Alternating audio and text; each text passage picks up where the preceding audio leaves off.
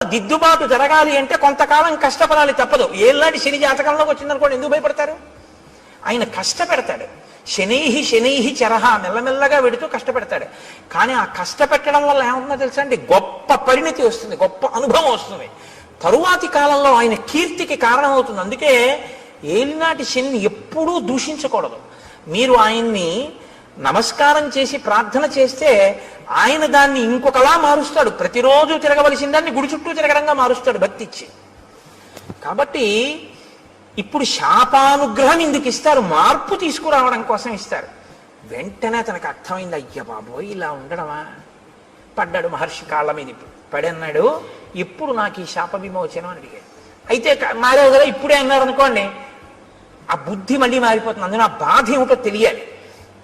ఆయన అన్నాడు, యదాచిత్వా భుజౌ రామ త్వాం దహే ద్విజనే వనే తదా